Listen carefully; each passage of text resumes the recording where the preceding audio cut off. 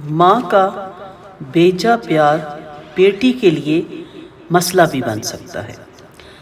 हम ज़्यादातर बेटी ही को सामने रखते हैं, बेटे भी इसी में शुमार होते हैं। जब मैं बेटी की बात करूं तो आप जहन में बेटों का भी जहन में रखें। बेटी का हम इसलिए नाम लेते हैं क्योंकि हमारा जो माशरा है वो इस्लामी नहीं है। हमने चंद चीज़ें इस्लाम की ली हुई हैं और बाकी चीज़ें हमने सारी हिंदुइज़्म से ली हुई हैं। हिंदुओं के साथ रह के हमारे कल्चर में तमाम हमारी आदात, हमारी तमाम रस्म व रवाज और हमारे तमाम ख़यालात वो हिंदुआना हो चुके हैं। तो इसलिए इस चीज़ का जहन में रखिएगा, क्योंकि ये बातें करते हुए उलझन बहुत होती है। क्योंकि इस्लाम ने तो बहुत ज़्यादा अहमियत दी है बेटी को भी और बेटे को भी, और फ़र्क भी नहीं रखा। लेकिन हमारे यहाँ जिस माशरे में हम रह रहे हैं वहाँ ही हमने रहना है, और जब तक शरीयत नाफिज़ नहीं हम अपने ऊपर करते, इस तरह के मसाइल में से हमें गुज़रना पड़ता है। जैसे कि मैंने कहा ना कि हमने इस्लाम को सिर्फ चंद चीज़ों के लिए रख छोड़ा है, बाकी हमने अपने तमाम मामलात जो उनसे हैं वो रस्म व रवाज को और माशरती हालात को सामने रख के अपनाए हुए हैं। हमारे माशरे में सबसे पहली जो बात है, बेटी को एक अमानत समझा जाता है कि किसी और की मलकियत, एक महदूद मुद्दत के लिए मेहमान।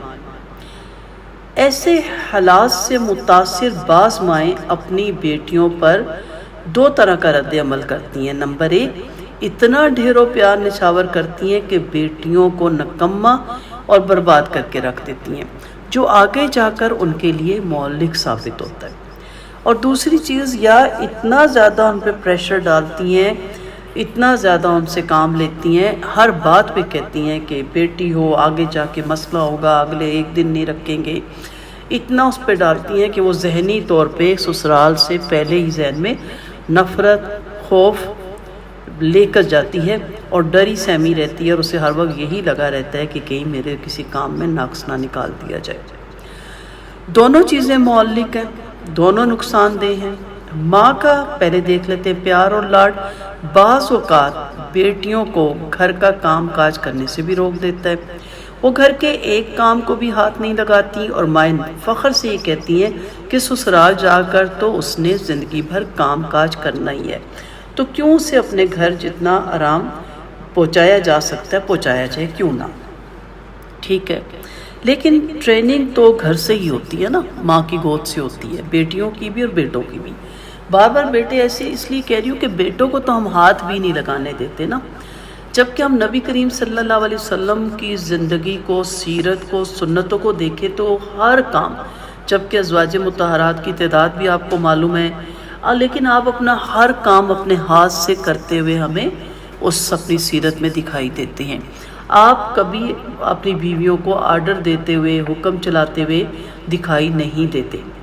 तो इस चीज़ को अगर सामने रखें तो आप देखें कि इस्लाम क्या है, नबी करीम सल्लल्लाहु अलैहि वसल्लम की सीरत क्या है, और हमारे बच्चों का, हमारे बेटों का, हमारे शौहरों और भाइयों का किरदार क्या है। यानी आके ऑफिस से आके पैर बसार के हर चीज़ वहीं इनको चाहिए, और ऑर्डर ऐसे दिए जाते हैं जैसे घर में कोई इनका मेड या ग़ुलाम है। माइंड ना कीजिएगा, क्योंकि मेरे ये लेक्चर बेटों भाइयों तक भी जाएंगे। मैं सिर्फ एक पहलू को सामने रख रही हूँ। दूसरा पहलू है, क्योंकि अगर अच्छा ताल्लुकात हों, घर के अच्छे माहौल हों, और वैसे भी एक औरत को चाहिए कि वो अपने दिल की खुशी के लिए, अल्लाह की रज़ा के लिए, उसकी खुशनुदी के लिए हर तरह का सुकून अपने शौहर को प्रोवाइड करे। लेकिन अभी हम जो बात कर रहे हैं ना, वो है बेटी और बेटे की तरबियत और बेजा लाडो प्यार। तो ये जो चीज़ें हैं ना, ये आगे जाके घरों की बर्बादी का भी सबब बनती है। अगर ऐसा एक घर है जहाँ बहू मौजूद है तो फिर तो अल्लाह ही खैर करे। बेटी के लिए वक्त और भी सहल और आरामदेह हो जाता है। माँ की हौसला अफजाई की बिना पर बेटी घर के किसी काम काज में हाथ नहीं बटाती, और ना ही घरेलू जिम्मेदारियों को निभाने में अपनी भाभी की कोई मदद करती है, जिसका नतीजा क्या निकलता है कि वो कभी कोई काम सरअंजाम दे ही नहीं पाती, सीख ही नहीं सकती। जैसे मैंने कहा ना कि ट्रेनिंग पीरियड में आप उसको आराम दे रहे हैं। मसलन एक फ़ौजी है, वो एडमिशन लेता है आर्मी में, और उसको कुछ भी ना सिखाया जाए, اور کہا جائے کہ آگے تم نے جنگ تو لڑنی ہی ہے نا، تو چلو آرام کر لو تاکہ جنگ کے وقت تم لڑ سکو۔ آپ بتائیں کہ ایسی نوجوان، ایسے فوجی جنگ لڑ سکتے ہیں؟ کتنا سخت ان کا پیریڈ ہوتا ہے، کتنا ٹائٹ ان کا شیڈول ہوتا ہے، کتنی ٹف ان کی لائف ہوتی ہے۔ انہیں کیوں تیار کیا جاتا ہے؟ کیونکہ جنگ تو نہیں آئی، لیکن ذہنی طور پہ، جسمانی طور پہ وہ تیار ہوتے ہیں کہ جیسی جنگ آئے گی تو ہم انشاءاللہ ڈٹ کے مقابلہ کریں گے۔ زندگی ایک جنگ ہے، روزانہ ایک نئے مسئلے کے ساتھ آپ کو معاملہ پیش آتا ہے۔ ذہنی جنگ ہے، جسمانی بھی جنگ ہے، اور آئے دن جب سوال ہوتے ہیں، بچیاں بھی بہت کرتی ہیں، ان کی مائیں بھی بہت کرتی ہیں، گھریلو سوال بھی کیے جاتے ہیں، اور پیچھے کیا ریزن ہوتا ہے کہ امی کے گھر میں تو میں نے یہ سب نہیں دیکھا تھا، پاپا میرے تو ایسے مجھے نہیں کہتے تھے، میں تو بڑی اپنے بھائیوں کی لاڈلی تھی۔ ٹھیک ہے، آپ لاڈلی تھی، لیکن اب آپ جہاں آئی ہیں وہاں آپ لاڈلی نہیں ہیں، کیونکہ وہاں آپ نے اب اس جنگ کو جیتنا ہے، زندگی کی جنگ کو۔ تو اس لیے پیچھے کا جو اثر ہے نا، آگے ضرور آتا ہے۔ اور جو مائیں اپنی بچیوں کو ایک بیلنس میں، یہ نہیں ہے کہ بالکل ہی بیچاریوں کو اور کچھ کرنے ہی نہ دیں اور کہیں کہ ہر وقت تانے دیتے رہے، بیلنس لائف کے ساتھ بیٹے اور بیٹیوں کو پالتی ہیں، تو وہ بیٹے بھی ایک بہترین انسان بنتے ہیں، ایک بہترین شوہر بنتے ہیں، ایک بہترین بیٹے بنتے ہیں۔ اور ہوتا کیا ہے کہ پہلے مائیں ان کو کچھ نہیں کرواتی، بیٹوں کو بھی، اور جب وہ بیوی کے لیے پانی کا جگ یا گلاس بھی لے کے جاتے ہیں تو ہم کیا کہتے ہیں، یہ دیکھیں زن مرید، میں نے تو ان کو اتنا لاڈلا پالا، میں تو ان کو پانی بھی نہیں پینے دیتی تھی، اور یہ اپنی بیوی کے لیے دیکھیں اب جگ بھر کے لے کے جا رہے ہیں۔ بہت سے اس طرح کی چیزیں ہوتی ہیں۔ یہ سب کیا ہے؟ یہ ہم ماؤں ہی کا المیہ ہیں۔ ٹھیک ہے، مثالی ماں کا ہمارے جو ٹاپک چل رہے ہیں اس میں ہم یہی تو سیکھ رہے ہیں کہ مثالی بچے مثالی ماؤں سے ہی پیدا ہوں گے نا۔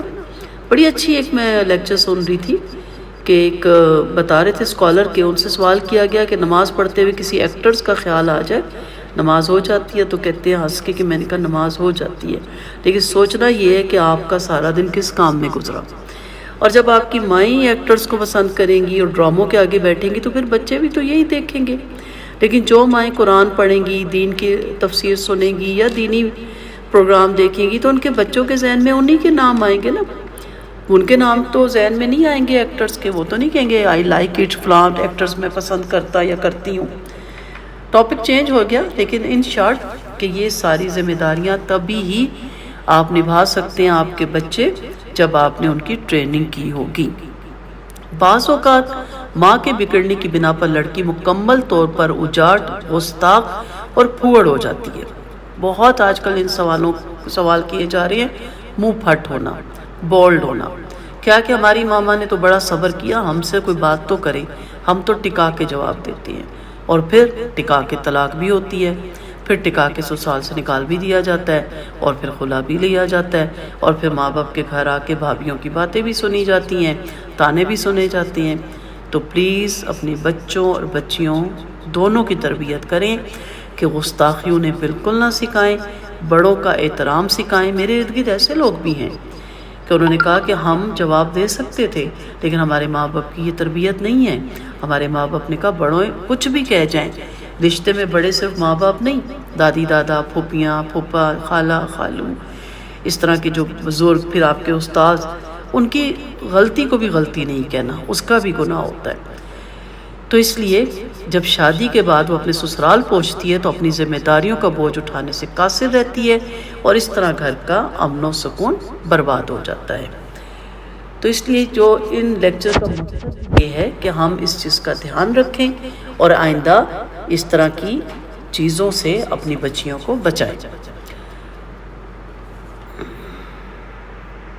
اب ایک واقعہ میں پڑھ رہی تھی کسی کا، کہ انہوں نے اپنا واقعہ لکھا کہ ایک ہماری جاننے والی خاتون تھی جو کھانے پینے کی بہت شوقین تھی۔ جس دن ان کی ساس کا انتقال ہوا اور گھر کا نظام ان کو سنبھالنا پڑا تو انہوں نے جہاں تک ممکن ہو سکا مرغن اور چٹپٹے کھانے بنانا شروع کر دیے اور منگوانے بھی شروع کر دیے۔